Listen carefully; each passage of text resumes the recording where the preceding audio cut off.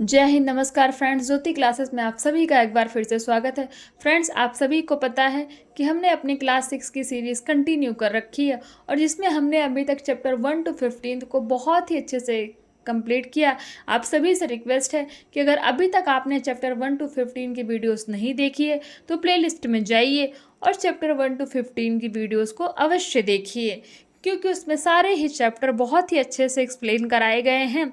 और आप सभी से रिक्वेस्ट है कि हाँ, किसी भी वीडियो को आप लोग पूरा देखा करिए, क्योंकि आधा अधूरा देखेंगे तो एक भी टॉपिक समझ में नहीं आएगा और आपको लगेगा कि ये तो नॉर्मल बुक पढ़ रहे हैं, क्या मीनिंग है इसको पढ़ने का।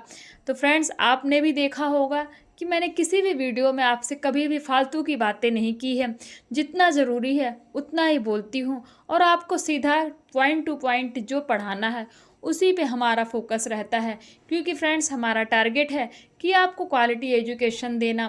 तो फ्रेंड्स, आप सभी से रिक्वेस्ट है कि वीडियो को पूरा ज़रूर देखिए और अपने कमेंट हमें ज़रूर बताइए कि हाँ, इससे आपको कुछ फ़ायदा मिल रहा है कि नहीं मिल रहा है। क्योंकि फ्रेंड्स, आप जब इस सीरीज़ को पूरा करेंगे, जो कि हमने आपको बताया है कि हमारा टारगेट है होम साइंस 6 to 12 आपको पूरा कंप्लीट कराने का।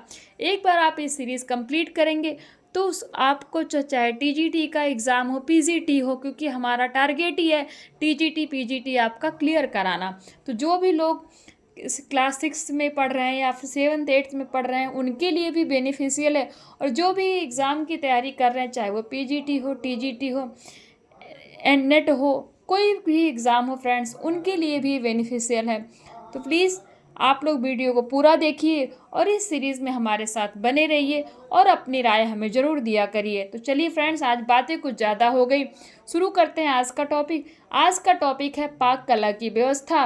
पाक कला की व्यवस्था में हम पढ़ने वाले हैं रसोई घर का प्रबंध, इट मीन्स किचन मैनेजमेंट। तो फ्रेंड्स, आज का टॉपिक में हम ये कंप्लीट करेंगे। तो आज का टॉपिक स्टार्ट करने से पहले हमेशा की तरह हमने प्रीवियस क्लास में क्या पढ़ा है एक बार उसका क्विक रिवीजन ले लेते हैं, बिकॉज यू नो दैट ना, revision is the most important part of our study. तो फ्रेंड्स, आप ये स्क्रीन पर देख पा रहे होंगे कि हमने प्रीवियस क्लास में चैप्टर 15 को बहुत ही अच्छे से कंप्लीट किया था, जिसमें हमने देखा था पाक कला, it means cooking of food. तो ये हमने देखा था फ्रेंड्स, जिसमें हमने देखा था कुछ सामान्य भोज्य पदार्थ तथा उनको पकाने की विधियाँ। तो ये हमने पाक कला में देखा था, it means some common food and methods of cooking.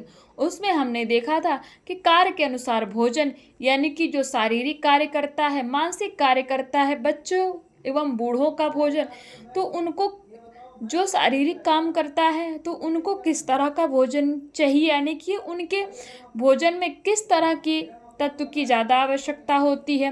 मानसिक कार्य करने वालों के भोजन में किस तत्व की आवश्यकता होती है, बच्चे एवं बूढ़ों के भोजन में किस तत्व की ज़्यादा आवश्यकता होती है। तो वो सारे ही हमने कवर किए थे।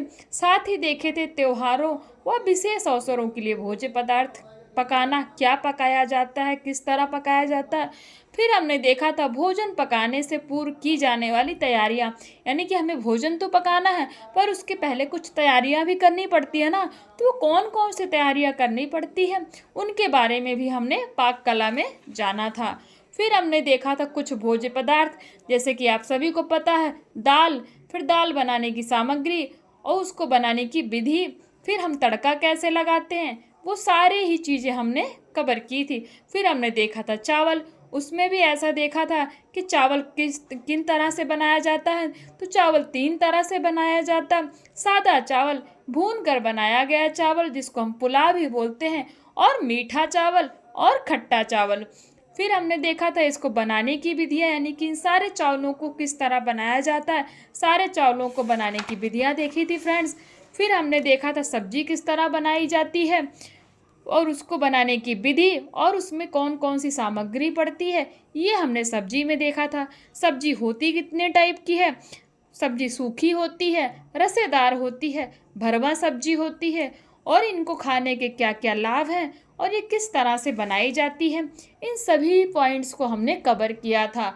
लास्ट में हमने देखा था रोटी किस तरह बनाई जाती है और किन किन चीज़ों से रोटी बनती है और कौन सी रोटी खाने में ज़्यादा हेल्दी है और किस तरह की रोटी को किस तरह बनाया जाता है, जो हमने ये सारे ही पॉइंट्स फ्रेंड्स कवर किए थे। और हमने साथ ही देखे थे इसके स्मरणीय तथ्य यानी कि मेमोरेबल फैक्ट, और लास्ट में हमने देखा था इसकी प्रश्नावली, जिसमें हमने किए थे बहुविकल्पीय, रिक्त स्थान और सही गलत। तो फ्रेंड्स ये सारे ही टॉपिक हमने प्रीवियस क्लास में कवर किए थे। आप सभी से रिक्वेस्ट है कि अगर अभी तक आपने प्रीवियस क्लास की वीडियोस नहीं देखी है तो प्लेलिस्ट में पड़ी हुई है, आप प्लीज़ जाके इस वीडियो को देखिए। फ्रेंड्स मैं चाहूँ तो आपको सीधा ये क्लास स्टार्ट कर सकती हूँ, लेकिन एक बार हमने जो पढ़ा है उसका रिवीजन कराने से ये बेनिफिट होता है फ्रेंड्स कि आपने पहले क्या पढ़ा है वो भी आपके माइंड में रहता है, और साथ ही हम क्या पढ़ने वाले हैं तो हम दोनों के बीच में कनेक्शन कर सकते हैं, कनेक्ट कर सकते हैं दोनों चीज़ों को आपस में। तो फ्रेंड्स इसलिए मैं आप लोगों को 2-4 मिनट लगता है एक बार रिवीजन करा देती हूँ। आई होप आपको ये स्ट्रेटजी समझ में आ रही होगी। तो चलिए फ्रेंड्स शुरू करते हैं आज का टॉपिक, जिसमें हमने आपको बताया पहले भी कि हम रसोई घर का प्रबंध करने वाले हैं, यानी कि किचन मैनेजमेंट किस तरह किया जाता है। खाना तो हम बनाना सीख गए, खाना तो बना लेंगे, लेकिन खाना बनाने के लिए हमें किचन को किस तरह रखना है, यानी कि जहाँ खाना बनना है उसका मैनेजमेंट भी करना है ना। तो वो हम सीखेंगे कि रसोई घर का मैनेजमेंट कैसे किया जाता है, यानी कि रसोई घर का प्रबंध किस तरह किया जाता है। प्रत्येक घर में एक रसोई अवश्य होती है। रसोई घर मकान के उस भाग को कहते हैं जहां परिवार के सदस्यों के लिए भोजन तैयार किया जाता है। मनुष्य के जीवन की प्रथम आवश्यकता क्या है? तो मनुष्य के जीवन की प्रथम आवश्यकता भोजन है। भोजन का स्वास्थ्य से घनिष्ठ संबंध है। रसोई घर वह स्थान है जहां गृहिणी भोजन बनाती है। रसोई घर को पाकशाला भी कहते हैं। बड़े घरों में रसोई घर अलग तथा सामान रखने के लिए भंडार घर अलग होते हैं, यानी कि जिसका घर बड़ा होता है वहाँ पे रसोई घर अलग होता है, और सामान रखने के लिए जो रसोई का सामान होता है जैसे कि दाल चावल आटा सब्जी, इनको रखने के लिए भंडार घर क्या होता है, अलग होता है। सुव्यवस्थित रसोई घर होने से गृहिणी का भोजन बनाने में मन लगता है। मन से बना भोजन स्वादिष्ट भी होता है। हमने प्रीवियस क्लास में भी पढ़ा था कि भोजन बनाते समय और भोजन परोसते समय हमेशा गृहिणी को क्या होना चाहिए, खुश होना चाहिए, क्योंकि जब वो प्रसन्नचित्त मन से भोजन परोसेगी या बनाएगी तो खाने वाले का स्वास्थ्य भी अच्छा रहेगा। तो इन सब बातों को ध्यान में रखते हुए तथा रसोई घर का चुनाव करते समय हमें निम्नलिखित बातों का ध्यान रखना चाहिए। वो कौन सी बातें हैं? रसोई घर के प्रबंध की आवश्यक बातें देखते हैं। नंबर 1 है स्वास्थ्य की दृष्टि से रसोई घर को सदैव शौचालय तथा स्नान घर से थोड़ी दूर पर होना चाहिए। नंबर 2 रसोई घर में हवा एवं प्रकाश के आने जाने का उचित प्रबंध होना चाहिए। नंबर 3 रसोई घर की खिड़की एवं दरवाजे जालीदार होने चाहिए, जिससे बाहर से मच्छर तथा मक्खियां प्रवेश न कर सकें। नंबर 4 रसोई घर में धुआं निकलने के लिए एक चिमनी भी होनी चाहिए, जिससे धुएं के कारण दीवारें गंदी ना हो। नंबर 5 रसोई घर का फर्श पक्का होना चाहिए एवं नाली अवश्य होनी चाहिए, जिससे उसे आसानी से धोया जा सके। नंबर 6 रसोई घर में एक सिंक होना चाहिए, यानी कि जिसको आप वॉश बेसिन कहते हैं ना, हाथ धोते हैं बर्तन धोते हैं, उसको हम बोलते हैं सिंक। रसोई घर में एक सिंक होनी चाहिए जिसमें नल लगा रहता है। इससे गृहिणी को सब्जी दालें बर्तन धोने में सुविधा रहती है तथा साथ ही फर्श भी गंदा नहीं होता है। नंबर 7 रसोई घर के पास एक भंडार घर भी होना चाहिए, जिसमें महीने भर की खाद्य सामग्री एवं अन्य वस्तुओं को सुरक्षित रखा जा सके। नंबर 8 इसमें बर्तन कनस्तन डिब्बे, कनस्टर यानी कि जो डिब्बा होता है ना फ्रेंड्स, आजकल तो नहीं होता, पहले लोग क्या लोहे के डिब्बे होते जिसको कनस्टर बोला जाता था। तो आप कनस्टर भी, आज तो लोग ड्रम रखते हैं स्टील के, तो कनस्टर ड्रम एक ही बात है। कनस्टर डिब्बे आदि रखने के लिए सीमेंट के रैक्स आदि बने होने चाहिए। आजकल विभिन्न प्रकार के बर्तन डिब्बे आदि रखने के रैक्स बाजार में उपलब्ध हैं। आते हैं ना रेडीमेड टाइप के रैक्स, तो वो बाजार में भी मिल जाते हैं। नंबर 9 बर्तन आदि रखने के लिए स्टैंड की व्यवस्था होनी चाहिए। मसालों और दाल, बेसन इत्यादि के लिए डिब्बे पर नाम लिखा होना चाहिए। यानी कि जो भी हम बेसन हो गया, हल्दी हो गया, नमक हो गया, इन सब चीज़ों को क्या करते हैं, डिब्बे में रखते हैं। तो हट या तो डिब्बा आपका ट्रांसपेरेंट हो, जिससे कि आपको सारी चीज़ें दिखे, आर पार दिखे कि हाँ ये नमक रखा है, ये मिर्च रखी है, ये बेसन रखा है। या तो आप उस पर नाम लिख के रखिए। तो इससे क्या होता है कि आपको ढूंढना नहीं पड़ता और आसानी से डिब्बे मिल जाते हैं। नेक्स्ट है हमारा रसोई घर। रसोई घर की व्यवस्था देसी व विदेशी शैली के अनुसार भिन्न भिन्न होती है। यानी कि रसोई घर देसी शैली का भी होता है और विदेशी शैली का होता है।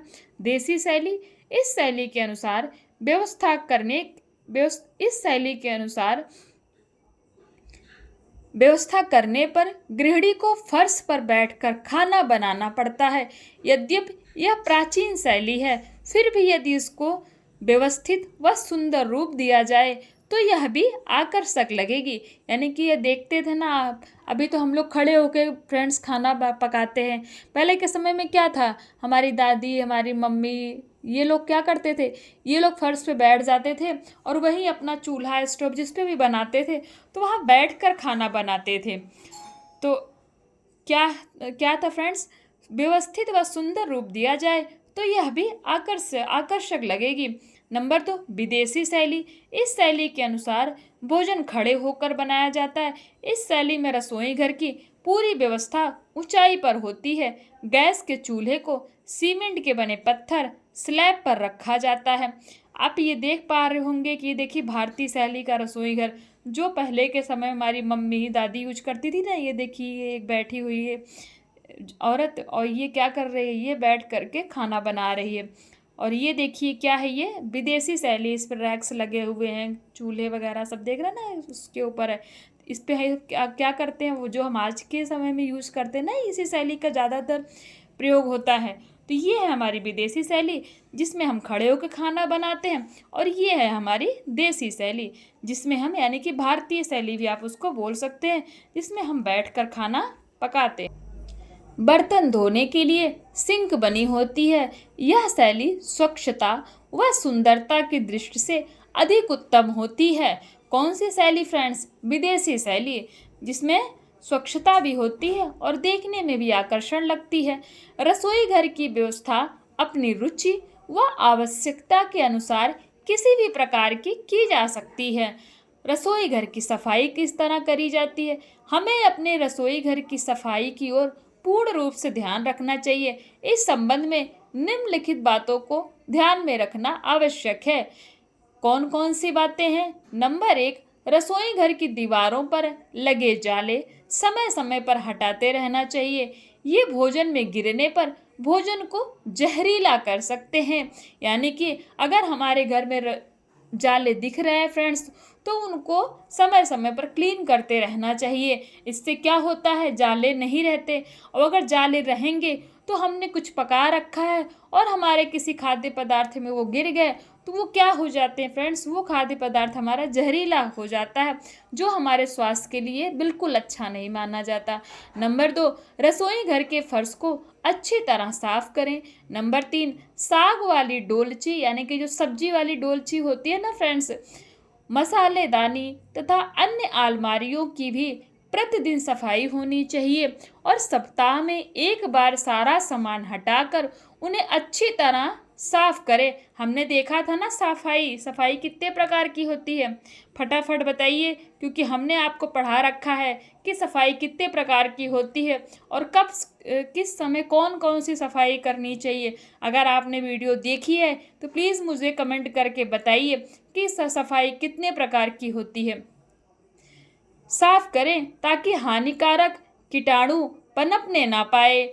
नंबर 4, खाने के बर्तनों की सफाई नित्य प्रतिदिन होनी आवश्यक है। इससे समयानुसार किसी असुविधा का सामना नहीं करना पड़ता। नंबर 5, खाना बनाने एवं भोजन करने के बाद जूठे बर्तनों को सिंक में रखना चाहिए ताकि बर्तनों को आसानी से साफ किया जा सके। रसोई घर की समुचित सफाई का प्रबंध करना आदर्श गृहिणी का प्रथम कर्तव्य है तथा उसके कार्य का आवश्यक अंग भी है। सफाई से बने भोजन में एक अनोखा स्वाद भी रहता है जो स्वास्थ्य के लिए हितकर होता है, यानी कि अच्छा माना जाता है। नेक्स्ट और लास्ट है हमारा स्वच्छ एवं व्यवस्थित रसोई घर के क्या लाभ है। इट मीन्स अगर हमारा जो रसोई घर स्वच्छ है और वो व्यवस्थित है, यानी कि मैनेजमेंट की तरह रखा गया है, मैनेज करके रखा हुआ है, तो उसके क्या क्या लाभ हमें मिल सकते हैं, यानी कि क्या क्या एडवांटेज मिल सकते हैं। एक स्वच्छ और व्यवस्थित रसोई घर गृहिणी की कार्यकुशलता का परिचायक होता है तथा घर की सुंदरता को बढ़ाता है। इसके निम्नलिखित लाभ हैं। नंबर 1, व्यवस्थित रसोई घर में गृहिणी के लिए कार्य करना सुविधाजनक रहता है। नंबर 2, स्वच्छ रसोई घर सुंदर लगता है। नंबर 3, धुआं निकलने की उचित व्यवस्था होने से गृहिणी के स्वास्थ्य पर हानिकारक प्रभाव नहीं पड़ता। तो आजकल धुआं निकलने के लिए पहले तो चिमनी होती थी, आज के समय में क्या लगता है हम लोगों को घर में एग्जॉस्ट फैन लगता है ना, जो वो एग्जॉस्ट की तरह बना होता है। जब भी हम कुछ बनाते हैं, तड़का मारते हैं तो उसको चलाते हैं ना, तो उसी से धुआं निकलता है। वो धुआं बाहर निकल जाता है ना फ्रेंड्स, तो वो बहुत ही अच्छा होता है क्योंकि वो हमारे स्वास्थ्य को बहुत ही नुकसान पहुंचाता है, इसलिए धुआं का निकलना बहुत ही आवश्यक है। नंबर 4, स्वस्थ एवं हवादार रसोई घर में खाद्य वस्तुएं शीघ्र खराब नहीं होती। नंबर 5, स्वच्छ रसोई घर में बना भोजन रोगाणुओं से मुक्त व स्वास्थ्य के लिए लाभप्रद होता है। नंबर 6, स्वस्थ रसोई घर में कार्य शीघ्रता से कर लिया जाता है। तो फ्रेंड्स, ये था हमारा आज का टॉपिक। बहुत ही छोटा चैप्टर था और बहुत ही इंटरेस्टिंग और इम्पोर्टेंट था। तो आई होप आज की क्लास आप सभी को पसंद आई हो। तो फ्रेंड्स, मिलते हैं आपसे नेक्स्ट क्लास में। तब तक के लिए जय हिंद, नमस्कार।